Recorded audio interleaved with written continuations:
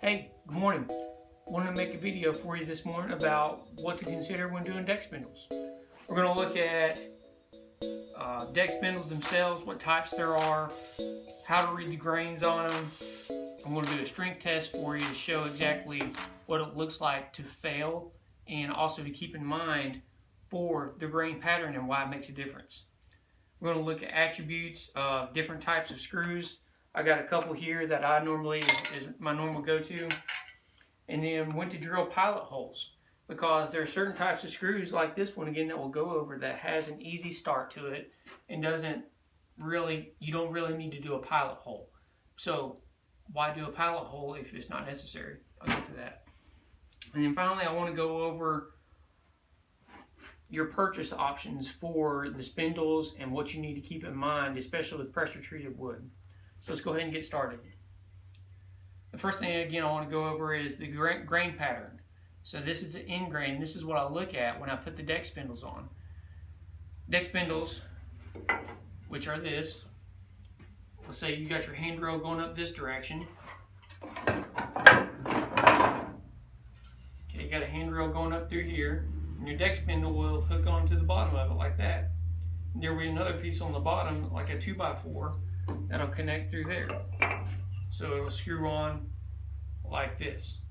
That's generally what it's going to look like. I hope that made sense. So there's your deck spindle. I got this one at Lowe's. Actually, I'll just get to that in a little bit. So again, your grain pattern. You can see it, even though that's cut on an angle, you can see the grain pattern there, the grain pattern here, and these other two. Notice that not a single one of them is the same, and that's why you got to look at each and every single one. It's, again, that attention to detail that you got to keep in mind when you're putting this stuff up, because if not, you'll come across a lot of little small things that make the bigger things count. Okay, so grain pattern. Why does it matter? Because when you put in a screw, that screw head, right? Let's look at a screw head. That screw head compresses the fibers from the top to the bottom. So as it goes in, obviously what it's wanting to do, even though it's got a cutting head around it, it's wanting to split those fibers apart. So when you actually go in from this direction, perpendicular to the grain, so the grain's this way, parallel's this way, perpendicular is this way.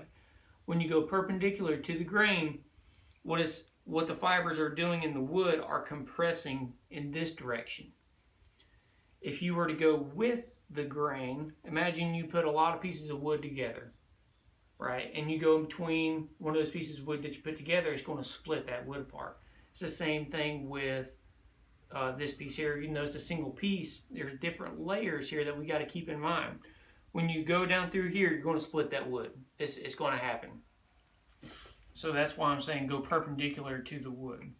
And the reason I chose these four particular pieces is because each one has a different attribute I want to go over. So this one's the easiest one because you can tell you need to go perpendicular to that. The second one I have here is a little easier, however, it still presents problems. A little harder, it still presents problems though. So you'll notice that the grains are wanting to go down in one certain direction. That means that when this screw goes in, those grains are pushing it down in the direction that those grains are wanting it to go in. So you got to keep in mind that screw, if you don't guide it in a manly manner, then that thing is going to go in, it's going to go whatever direction it wants to, and the ultimate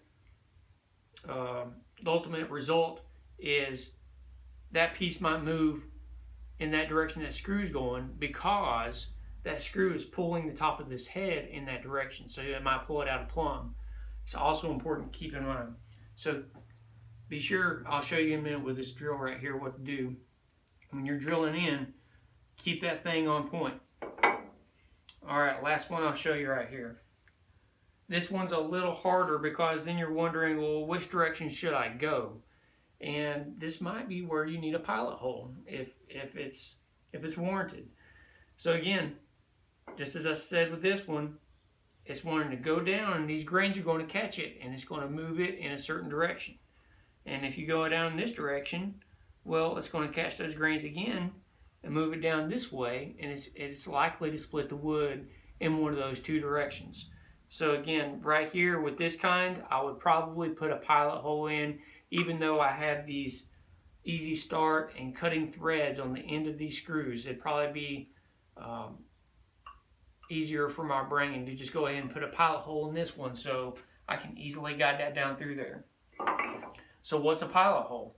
A pilot hole is where you take a drill bit and you drill down through the wood before you put a screw in. You want to drill just enough so that the threads will catch, it'll bite into the wood, but that the shaft can easily go down in there. I'll show you that in a minute too. Okay, so we have our different grain patterns, what to consider, and I'll show you right here. I got a screw hole right there. That was a pilot hole that I drilled for this one. I had all these on the production line, which is why I did that. But you see, I did it perpendicular to the grain pattern. The grain pattern's here, my screw hole is here.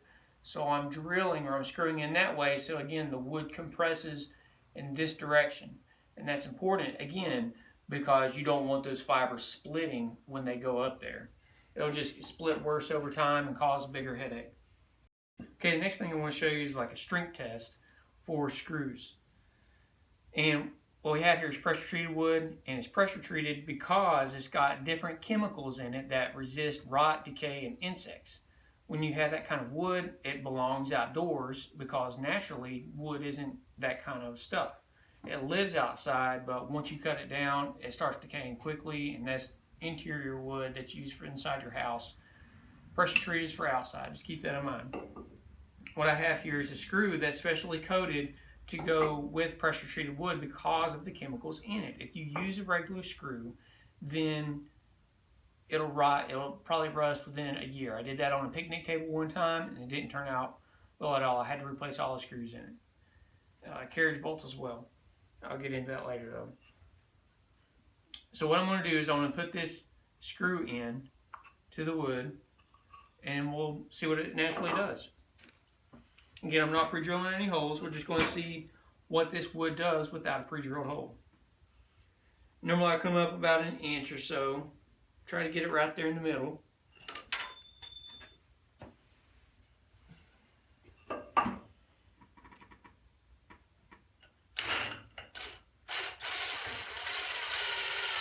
Okay, now I'm just getting the screw started in the wood.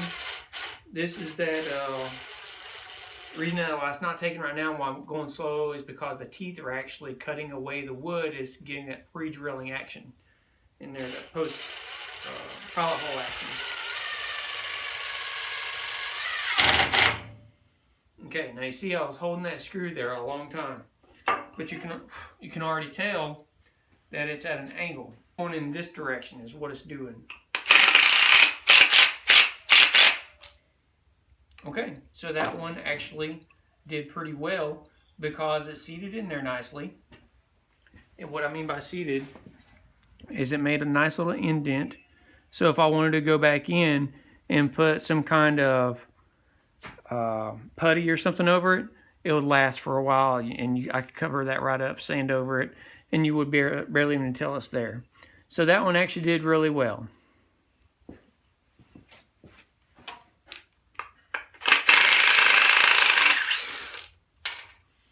So let's try it from this direction now and see if it does the same thing.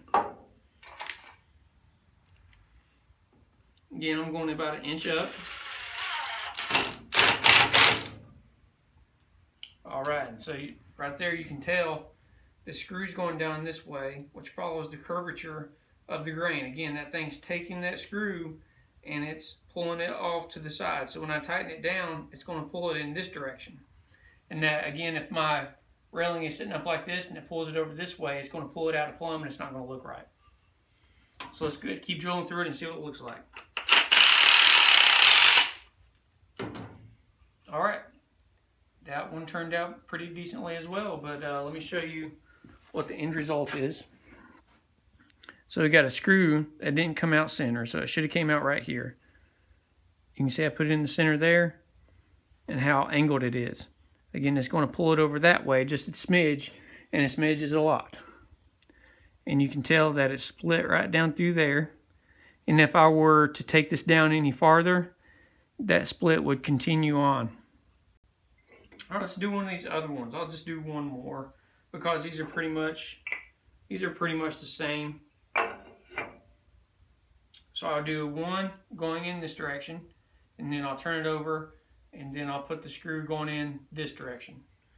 We'll see how they compare.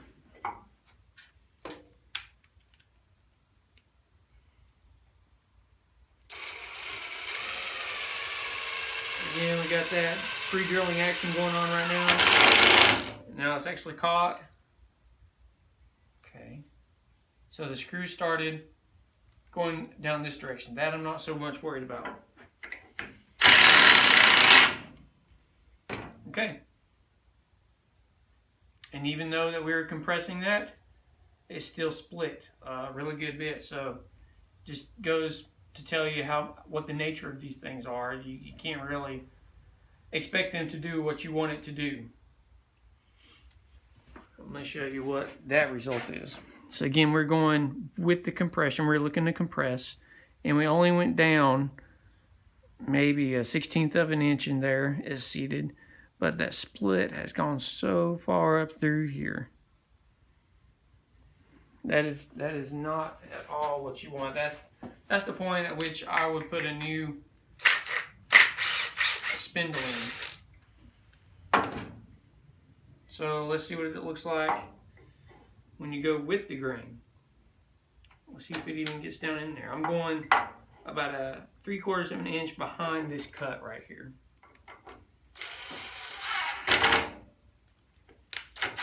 And if I just want to get it to where it's straight, bend that thing over. Again, it's trying to follow this grain pattern that's ever so slightly running in that direction. So we'll keep that in mind. Let's see what it does.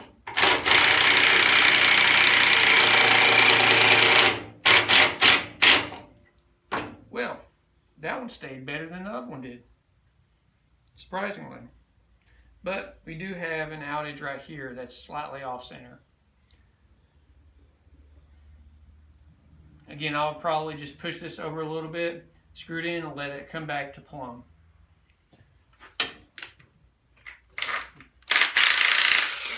If I weren't drilling a pilot hole. But that's the reason I put all these on a production line, like I said earlier. And I drilled all those pilot holes, so I didn't have to I took all the guesswork out of it, pretty much. For me, it makes things easier. So let's go into putting the small one in now. The small one, this is something I got at Lowe's, and they're 2 inches, but what I'm looking for is what's called the low installation torque with the cut thread. They call it a cut thread.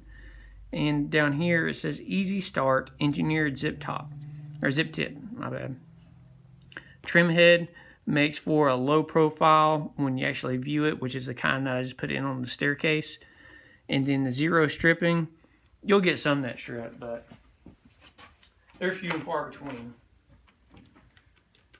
I found, well, I'm taking this out, I'll tell you, I found that with these heads that strip, what I've done is I've taken a little bit of dirt or some sawdust or something, just something, show on my table saw here, just some sawdust or something, and you put it in that head, and if you're trying to get it out, you put that dirt or sawdust in there, and it'll engage with the tips around it, and you'll be able to pull that screw out. Still be careful with it. Don't go all ham on it, but at the same time, it'll help you get it out.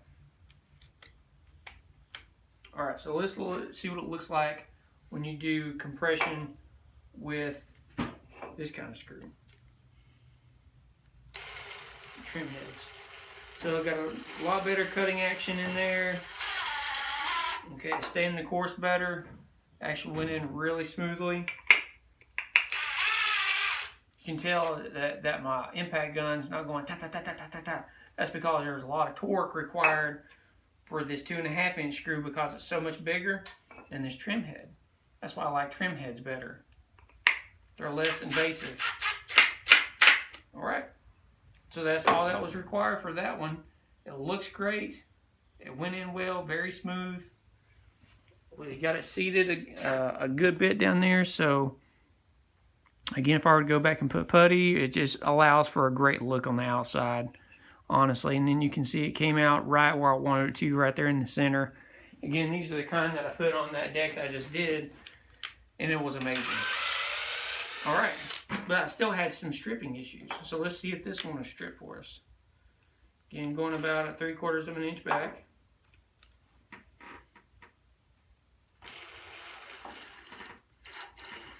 This one's already wanting to go with that grain. So the grain's curving around this way. As the screws decided to go in down with the grain. So if I want to correct that, I just pull it out. Make sure I'm on a solid surface so I can manhandle it.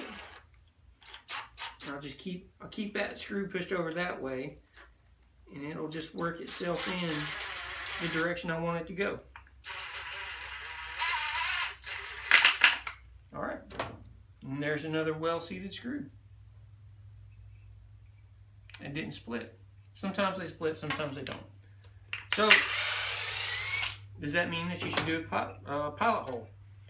I prefer to, again, because it takes the guesswork out of all of it. Okay, so there are a few considerations to do when you're about to do a pilot hole for your wood. So the first one is decide what size screw that you want, and then go up to whatever kind of drill bits you have and choose your drill bits. The drill bits I chose for this were for the smaller screw. All I want is an avenue for the screw to go to. So let's say I drill in, and then this screw is going to follow that hole down through there. The cutting action happens from the tip all the way down to the head, so that makes it easy on me. The con about that is that the drill bit might break. Second one is this 2.5 inch screw with a countersink head. Even though it's got these little flanges on it that cut the wood as you go in, you could see earlier that even though it cuts, it'll split because the wood wants to come apart. That's the reason I chose this countersink bit, is because this area right in here cuts the countersink for that head. So that head will fit right down in there like that. And then I chose the shaft size because you can see that it's almost big enough to fit the shaft, but since the cutting action again happens from the tip to the head, then again I just want this to provide a great avenue for going down through there and making a shaft to go. So let's see what that looks like.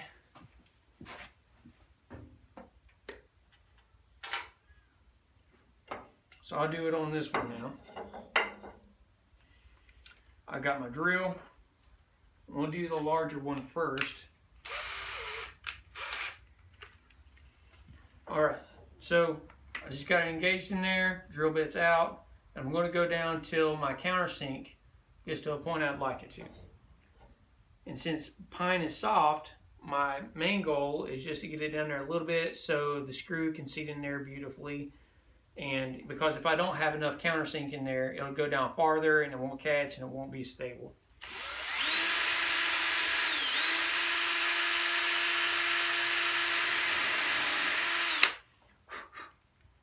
Okay.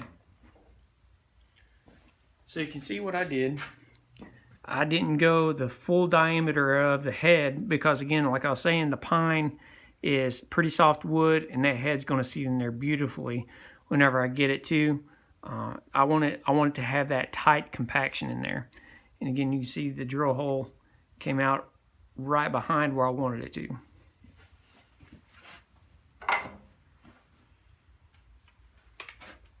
Get this. So now I'll just screw it in there and we'll see what it does.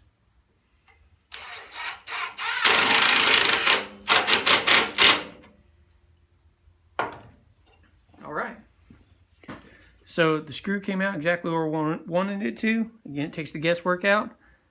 I got it down there just enough to where it'll compact by itself, and it pulled in a little bit more. Now it has a great compression on that wood and it's pulled tight up against whatever I've screwed it to back here. Okay, that second one is the smaller one of the two, the one that I prefer to use. I'm going to trade this drill bit out. Now I don't need a countersink head because the trim head does that work for me.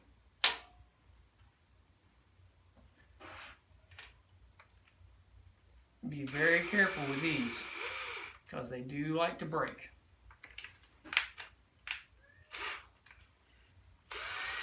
Make sure it's aligned in there good so when I drill it, it's not waving all over the place. Alright, so let's do it on this end now.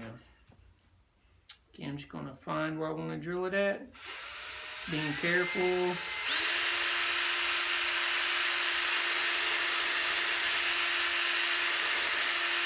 And a large part of what makes these things break is trying to manhandle it too much, doing this number with it, and it'll break right off. Just got to be careful with that, especially when dealing with small things. Now we're going to put this screw in. Again, you can see there's no countersink to it. The head isn't that big, so it's going to bite right down into it. And I got a hole coming out the other side. So the shaft is going to follow that hole right down in there.